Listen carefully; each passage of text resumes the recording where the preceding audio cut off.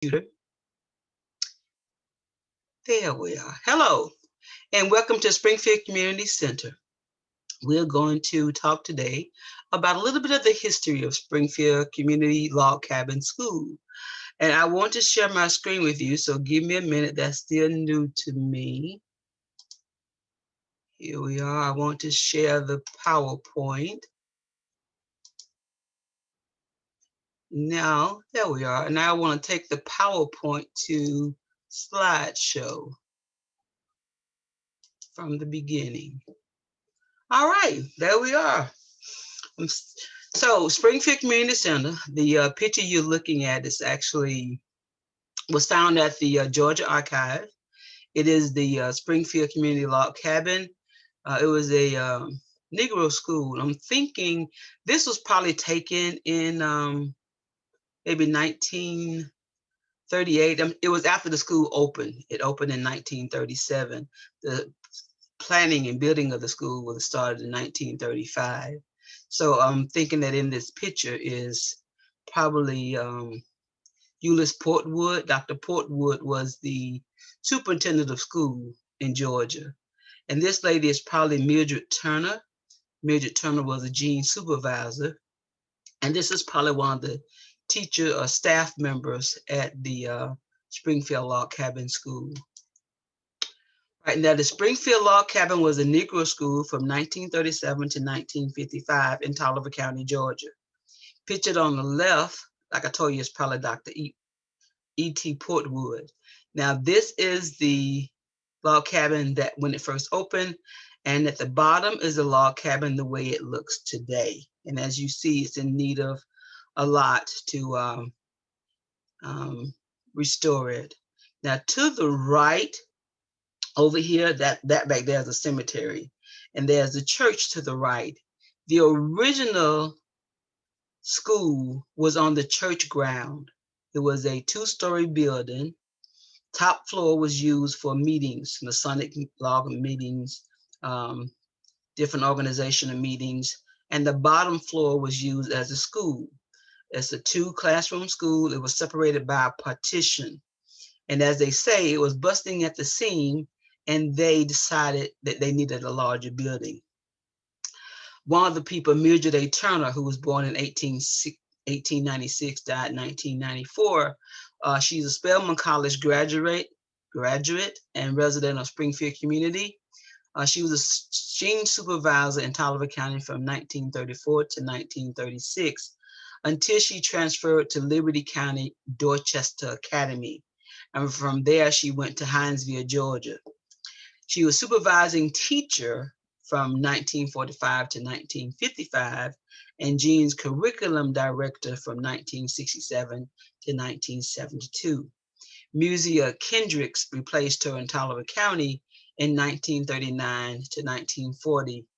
The Georgia Archive do not list any person from 1940 to 1955. And yes, it is pronounced Taliaferro County. There were 20 schools and 20 Negro schools is how they are listed from 1937 to 1955 in Taliaferro County. They are Merton Junior High, Sharon, Springfield, Winburn, Friendship, Lever Hill, Oak Grove, which was a Rosenwald school, Antioch, Black Log, Clark Grove, Edgewood, Evans Grove, Live Oak, Midway, Mount Olive, New Battery, New Hope, Piney Grove, Roanoke, and Spring Hill. This report comes from the Georgia Archives. All of the superintendent reports are held there for the state of Georgia. And if you look at this, you will see that Merton Junior High had 7 classrooms, and Springfield had 4 classrooms, and we had an auditorium.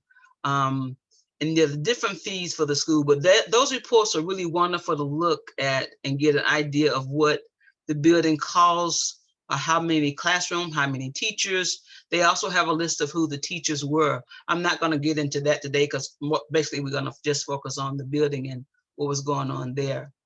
So moving right along, the Springfield School Board of Trustees were Casper Evans, Celestus Turner, Spence Turner, George Atkinson, Joseph Turner, Clark Turner, and Miles Hackney. These gentlemen were able to get loans for the school to complete its building. They did cut down the log timbers from their property, the people in the community, to actually build the log cabin school. If you look very closely, you see those are just whole logs laid into that building. They also had fundraisers. They did completed activities in order to raise money for the school to build it for that, so that the students would have a wonderful place to go. Like I said earlier, it was built on the four-teacher community Rosenwald structure. Now, in 1955, the Negro schools closed except for the one in town, and the bus took all the children to that school, which is Merton School here. The person who, the founder of Merton is a Reverend Derry Merton, pictured below. Derry Merton was the first pastor of Springfield Baptist Church. It formed in 1865. He was there for over 30 years. He is also was the president of the Baptist Convention. Now, for more information on the Baptist Educational Institution in Georgia and Derry Merton, see this website, which is held at Mercer University, and they give you information on all of the school systems that they funded during that time, who the principals were, and how long they were there. Meanwhile, back at Springfield, the building is being used for meetings, Boys and Girls Scout, the Sonic Lodge, until the late 60s, when, of course, there was trying to register Blacks to vote. We were trying to, and I'm saying we, but I was not there. They were trying to integrate the school system. So the building became part of the SCOPE headquarters. SCOPE was part of STLC and the SNCC program. For more information on that, you can go to the Civil Rights Movement Veterans website, which is run by Bruce Hartford. Does an excellent job. Wonderful stories are there. You can find and listen to some of them. He would tell you about the busing movement in Taliaferro County, the sit-ins and things of that sort, which was done by Calvin Turner and Frank Bates and other citizens in Taliaferro. In this picture here is Calvin Turner and his grandfather, Joseph Turner, who you saw earlier as one of the trustees. And I'm sure he passed down information to Calvin about what he would like to see happen with the school. In this picture is Calvin Turner and Robert Billingsley. We call this gentleman Bo Jim. Bo Jim Billingsley and Calvin are probably discussing what direction to take Springfield Community in. They did have SCOPE headquarters, which SCOPE stands for Summer Conference on Community Organization and Political Education. Calvin Turner was also a teacher at the school system. He would eventually actually get fired, which is going to be the reason why the kids are going to leave and walk out and protest, because he, his wife, and some of the other teachers were fired when they learned that they were registering Blacks to vote. Calvin will work with, Calvin and Bo Jim both will work with Mr. Randolph T. Blackwell, Mr. Billingsley, Mr. Turner, and Mr. Blackwell will work together on making the schools, Springfield, a sewing plant and a sick screening plant. So for more information on Mr. Randolph T. Blackwell, you can go to the King Institute, which is the stanford.edu website at the bottom here, and you can learn more about him and the Southern Rural Project. So this building didn't look like this when they had it going as a sewing plant, of course. This is how it looks today. But it was a sick screening plant and a sewing plant till about 67, 68, 1967, 1968. And then it became a head start for those people who's working at the plant, because the larger building wasn't far from this one. They also use part of the school, part of the church as the Head Start program. So it was still in operation. It continued to be used for dances and proms and things of that sort up until the 80s, I want to say.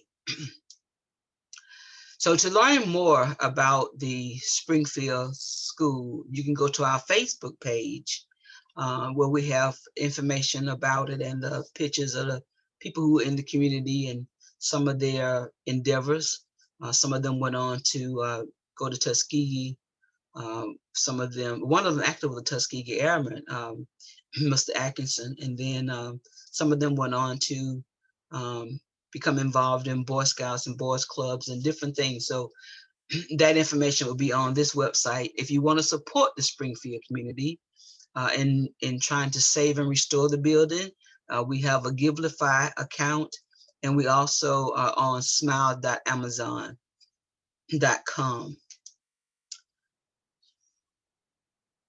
Okay, and my computer is trying to do what? That is not what I wanted to do. So it's always something with me and this computer, isn't it? What is it doing? Let me see, can I get, oh, I see, it went to the website. It went to the Facebook site. I didn't want it to do that. So let me see, can I get back to the slideshow? So we go to here. Let's see, can I get it to work again? And I want to go from the current slide to the one at the end, which is this one. This is where I want to go.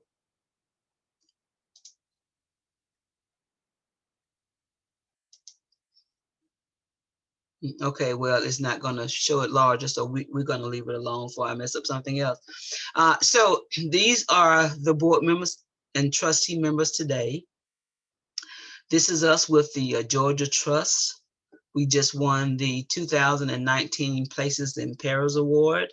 And so they're working with us to help us find grant funding and contractors to restore the building. This also gives you a closer look at the building. You will see that there is a wall behind the logs. And where is my cursor? So there's a wall behind the logs, and you can see that you can see clearly too how the logs are just trees that was cut and placed there.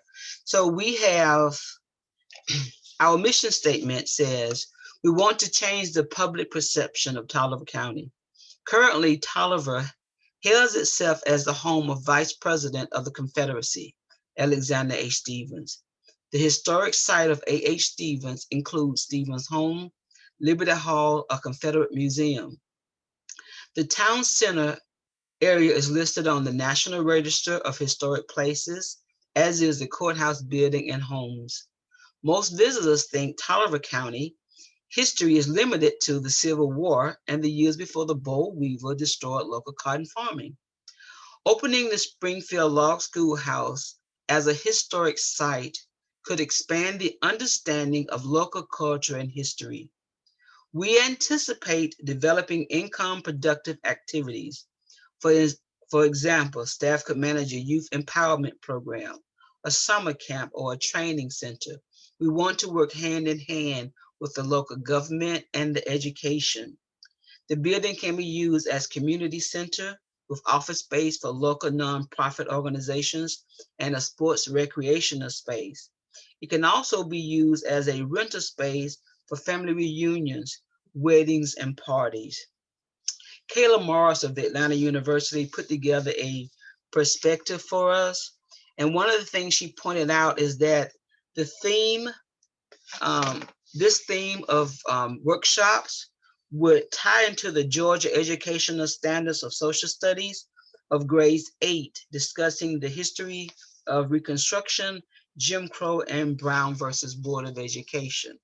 So please, we want to encourage you to support us, to leave your comments and advice. We want to hear what you have to say. We want to know what you think. We are a small group. as you can see, but we have big dreams, and we do plan to work with the community. One of the things that the community is doing right now, not our community per se, but downtown Crawfordville, Taliaferro County, they are building the Harrison chicken poultry, which they plan on having live chicks, and it's gonna make grains and feed. And so that should bring some income, because if you know anything about Taliaferro County, it is one of the poorest counties in the state of Georgia. And we're also a Black population, majority Black population. So we are a county who we have need for growth. And so hopefully that Harrison poultry will give us an income, will help us to progress and grow. And we want to be a part of that. And we want you to be a part of that also. So thank you for listening. I need to stop sharing this as soon as I can figure out where my cursor went to, because I still haven't found it. Okay, it's over there. And I need it to be over here, because I need to stop sharing my screen. There we are. And thank y'all very much. Have a wonderful day.